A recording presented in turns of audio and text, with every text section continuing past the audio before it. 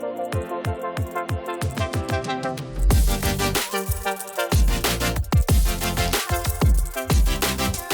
à tous, j'espère que vous allez bien, que vous avez passé une très bonne semaine de trading.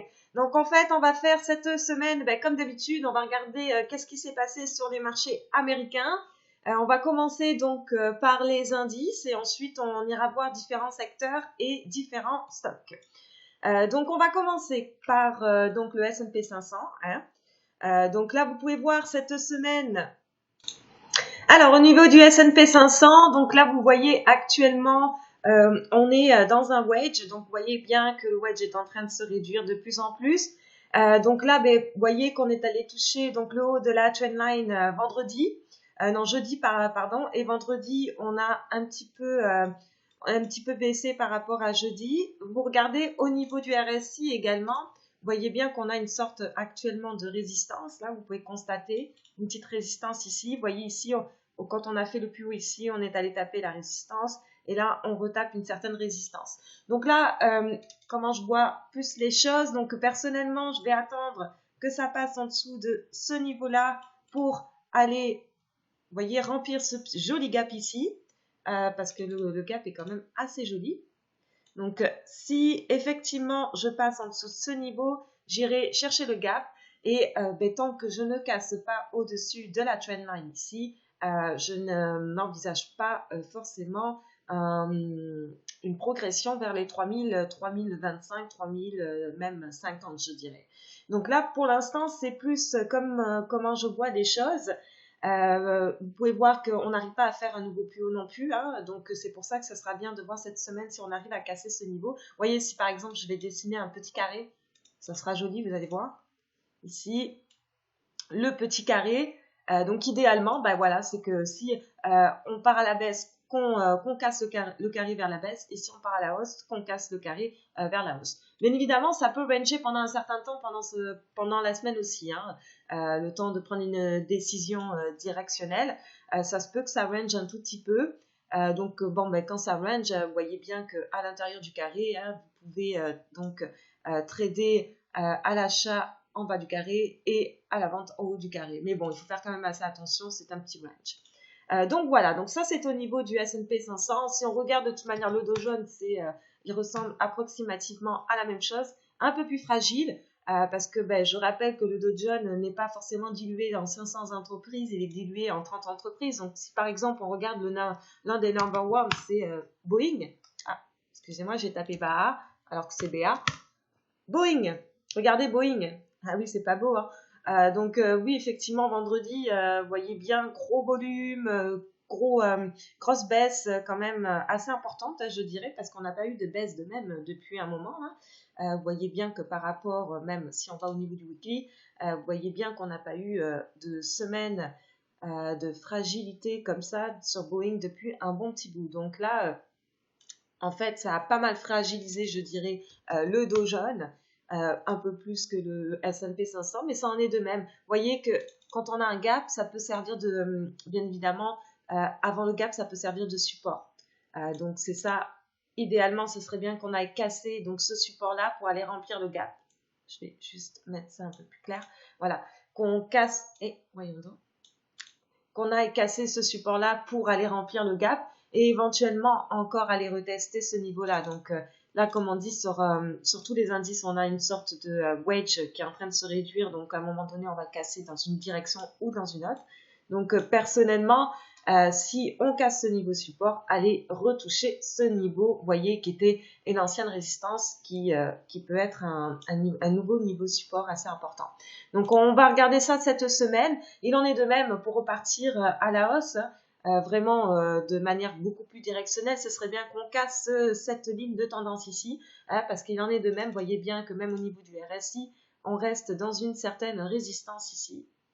On est allé toucher le haut et finalement, on est redescendu. Donc, c'est à prendre en compte. Hein, donc, on va voir la semaine prochaine comment ça va se passer. On peut faire un petit tour sur le VIX aussi. Hein. Le VIX, en fait, vous voyez bien que le VIX, je vais aller voir le VIX directement.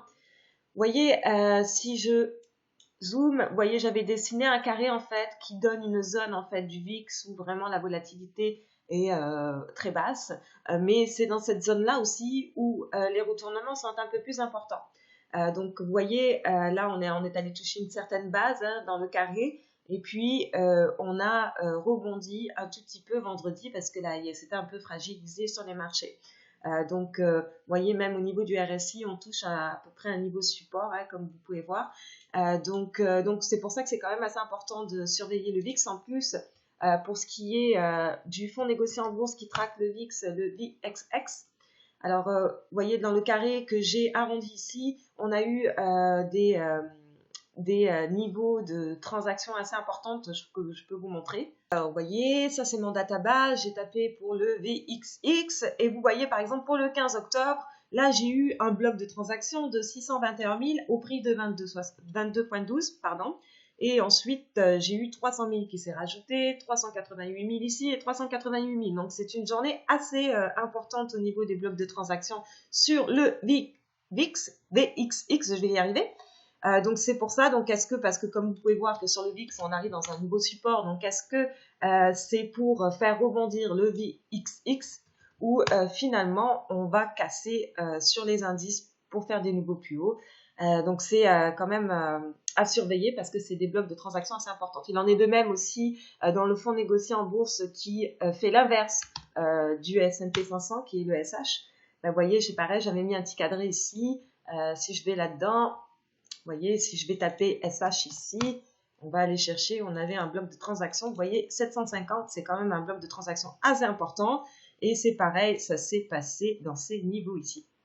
Donc voilà, donc c'est pour ça, ça risque d'être pas mal animé la semaine prochaine. Il y a aussi, vous voyez bien qu'on n'a toujours pas forcément signé encore le deal avec la Chine. Et puis même au niveau du vote pour le Brexit, ça a été donc retardé, donc ça risque de créer encore plus de volatilité, mais c'est pas grave. Nous, on en prend jour par jour, et puis journée par journée, pardon, et on avance. Sinon, donc cette semaine, qu'est-ce qu'on a eu aussi? On a eu les résultats financiers de certaines banques américaines, hein, de certaines. Donc, par exemple, elles ont quand même pas mal fait pousser le marché. Si je prends JP Morgan, vous voyez cette journée-là, quand même, ça a popé de manière assez importante. On a deux gaps maintenant, un ici et un ici. Donc là, bon, ça risque de ralentir. Hein. Vous voyez que on a fait quand même un nouveau plus haut, mais le RSI n'a pas pu faire de nouveau plus haut. Vous voyez ici, on avait un haut ici, mais là, on a fait un nouveau plus haut, hein, parce qu'on est allé un peu plus haut, mais le RSI n'a pas fait de nouveau plus haut. Mais bon, ça, c'est juste une information supplémentaire. Donc là, je pense que ça va certainement stagner dans cette zone ici, pour JP Morgan, dans le secteur financier. Potentiellement, mais c'est pareil, il en est de même. Tant que je casse pas forcément mon carré à la baisse, je n'irai pas forcément remplir le gap et je n'irai pas partir de plus haut si on casse pas le carré à la hausse. Après, bien évidemment, il reste le trading de range. Donc, si je regarde le fonds négocié en bourse qui traque l'ensemble des financières aux États-Unis, donc c'est pareil, hein, il a monté, mais vous voyez que si je vais au niveau du weekly, c'est pareil, on est en train de wedger et le wedge se rétrécit de plus en plus. Donc maintenant, ce serait bien qu'on aille casser soit vers le haut, soit vers le bas pour avoir une confirmation. Donc là, on est allé un petit peu tester le haut. Donc maintenant, on va voir cette semaine qu'est-ce qui va se passer. Mais comme je disais, je vais redessiner mon petit carré ici. Donc, si on casse vers le haut, j'irai retester la ligne ici de tendance hein, sur les niveaux 28.5 hein, qui sont des niveaux clés. Et si on casse vers le bas, allez remplir, bien évidemment, peut-être même pas les remplir pour l'instant de gap parce que lui, il n'a pas forcément de gap, mais aller donc dans les niveaux vers ici. Ici. Voilà. Donc ça, c'est au niveau des financières.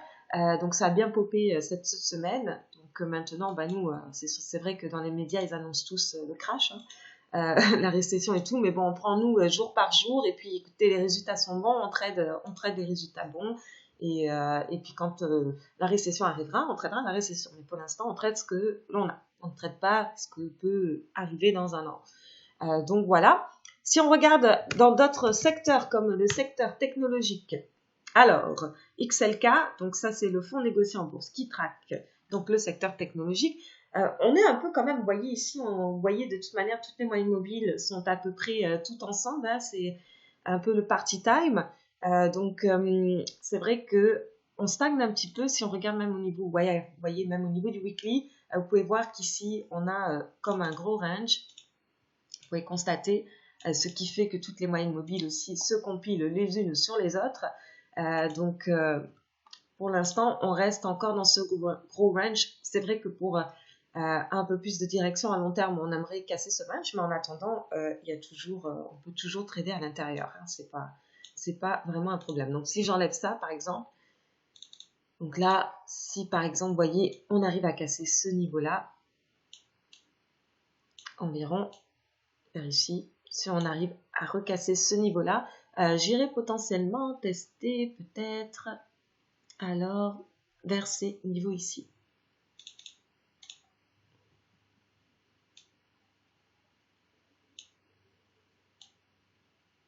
Niveau vers ici. Et si on reclôture donc au-dessus ici,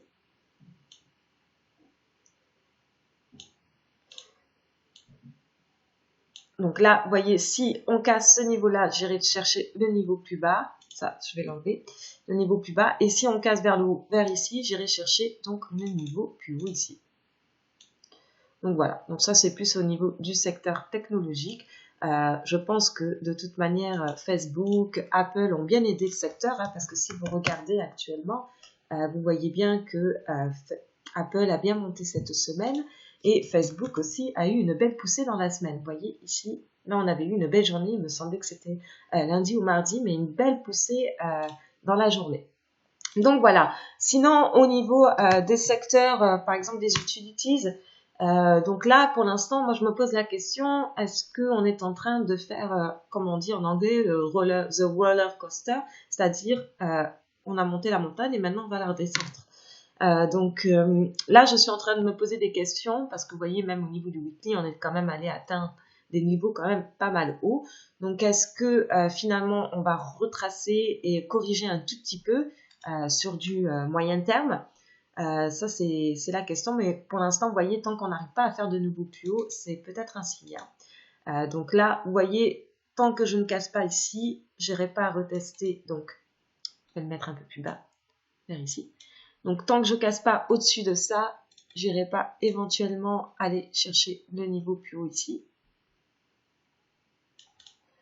Et tant que on ne casse pas, vous voyez ici, on a une moyenne mobile qui sert de support, assez important. Donc, tant qu'on ne casse pas le nouveau support ici, je n'irai pas forcément chercher le prochain niveau support qui se trouve vers ici. On va le mettre un peu plus haut. Là, voilà. Donc voilà, donc ça c'est au niveau du XLU Utilities. Donc là, vous voyez, j'avais mis un tiron. Ici aussi, j'avais mis un tiron. Non, je vais peut-être l'enlever. En fait, c'est juste parce qu'on a eu des blocs de transactions assez importantes. Donc en fait, si les institutionnels n'ont pas forcément fini de remplir tous leurs ordres, ça se peut qu'on consolide encore un certain temps. Mais pour l'instant, on va aller de niveau en niveau. Et on va voir si finalement on va corriger de manière plus importante sur les utilities. Pour la consommation de base, ça stagne, hein, comme vous pouvez voir. On a pas mal stagné. Là, vous voyez ici, on fait une ligne droite. Donc c'est pareil, hein, on attend de casser cette belle ligne droite. Hein. Ici, ça peut wedger par la même occasion. Vous voyez ici. On va mettre ça un peu plus haut. Non. Alors, on va faire ça comme ça et comme ça. Donc voilà, donc là on attend, est-ce qu'on va casser vers le bas ou casser vers le haut? XLP par exemple, l'un des top holdings, vous avez Coca. Coca, il y avait les earnings, donc vous voyez, ça a fait à peu près la même stagnation. Puis là, on a popé. Maintenant, on va voir si on arrive à maintenir, mais on a clôturé en forme de doji, donc on ne sait pas si vraiment maintenant ça va continuer vers le haut ou vers le bas. Je pense que lundi, si on clôture au-dessus du doji, ça serait éventuellement plus positif pour repartir à la hausse. Et si on clôture en bas du doji, pour éventuellement retracer. Un autre top holding, c'est un Pepsi, qui est la concurrence. Vous voyez, lui, ben, il n'a pas forcément popé, ça reste quand même dans une certaine stagnation, si on regarde stabilité, pardon. voyez ici, on stagne. PG, pareil, c'est un autre holdings. Vous voyez, PG, on retrace. Donc, si, ça, c'est au niveau du weekly. Et vous voyez ici, 1, 2, et là, 3, on retrace. Ça fait partie des top holdings aussi du secteur de consommation de base. Donc, c'est pareil, hein, vous voyez ici, est-ce que les graphiques se ressemblent à peu près dans le secteur, hein, parce que là, on ne sait pas si finalement on va vraiment redescendre la montagne ou si finalement on va repartir. Donc là, vous voyez, on est en train de bien tenir le niveau support sur le weekly. Donc, je pense que la semaine prochaine, ça sera pas mal déterminant. Donc, si on clôture au-dessus d'ici, pour éventuellement aller retester, par exemple, vers le plus haut ici, au niveau du PG. Et puis, si je clôture en dessous d'ici, vers là, et je vais y arriver, hein, aller vers ici.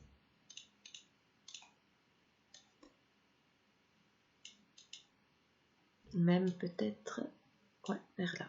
Donc voilà, bon, on va voir la semaine prochaine comment ça va se passer. Donc ça, c'est au niveau des secteurs assez importants dans le S&P 500. On peut aller voir aussi au niveau du gold. Alors le gold, c'est pareil, hein, il est en train de wedger, hein, tout est en train de wedger, je pense. Donc c'est pareil, vous pouvez même regarder au niveau du weekly. Hein, là, pour l'instant, on est en train de stagner et de consolider. Donc maintenant, c'est pareil au niveau du gold. Est-ce qu'on va casser vers le haut ou vers le bas? On va avoir bien évidemment plus d'informations à un moment donné, hein, quand ils auront terminé de faire ce qu'ils ont à faire, c'est-à-dire de loader certainement, compléter leurs ordres. C'est ce qui se passe dans les périodes d'accumulation ou de distribution. Les institutionnels, tant qu'ils n'ont pas terminé de compléter leurs ordres, on ne reprend pas un nouveau mouvement. Donc là, je trace juste certains niveaux. C'est peut-être un petit peu greedy. On va aller vers ici d'abord. Et après, on verra par la suite. Donc voilà, tant que je casse pas, vous voyez la ligne de tendance ici, peut-être même, on a même un niveau de résistance ici qui est quand même assez important, comme vous pouvez voir, vers ici. Ouais, donc ça se peut qu'on range dans ce carré encore. Vous voyez, ici, on a un beau carré. Donc je vais peut-être enlever mes lignes, ça sera peut-être mieux. Ici, on a un beau carré, donc ça se peut qu'on range encore jusqu'à temps de vraiment casser le wedge. Personnellement, je préférais vraiment une clôture sur du weekly parce que c'est beaucoup plus pesant en fait pour du long terme. Donc c'est vrai qu'une clôture sur le weekly serait plus intéressante d'une cassure soit au-dessus du carré ou en dessous du carré. Mais bon, on va voir la semaine prochaine. En attendant, ça se peut qu'on évolue encore dans le carré et ensuite qu'on finit par casser. Donc voilà, au niveau du secteur oil, bon, ben lui c'est pareil, on est dans un niveau support, vous voyez, même au niveau du weekly. On est allé tester une fois, 2 fois, 3 fois. Là, vous voyez même au niveau du RSI, on stagne dans tout. Donc là, pour l'instant, c'est pareil. Le niveau du gold, écoutez, ça se peut qu'on... Attendez, je vais vous dessiner un carré. Ici, par exemple. Vous voyez ici, ça se peut que on stagne encore dans ce range ici, mais vraiment pour un peu plus directionnel, j'irai une cassure de ce carré vers le haut ou une cassure de ce carré vers le bas, le niveau support. À un moment donné, si on le casse, ça risque d'être assez intéressant, surtout après les tests à quelques reprises, et une cassure vers le haut, peut-être aller retester donc le prochain niveau qui peut se trouver vers ici. Vous voyez, vers ici. Donc voilà, donc ça c'est au niveau donc, du gold. Alors, sinon, dans les stocks que je surveille, il y a Roku. Alors, Roku, ça reste un stock très apprécié en ce moment. Beaucoup de volatilité au quotidien. C'est un stock assez intéressant à trader. Donc là, vous voyez, on est en train de faire comme un bol. Donc là, pour l'instant, ce que j'envisage dans mon plan, c'est que si on casse donc ce niveau-là au niveau du Roku, j'irai retester donc ce niveau ici.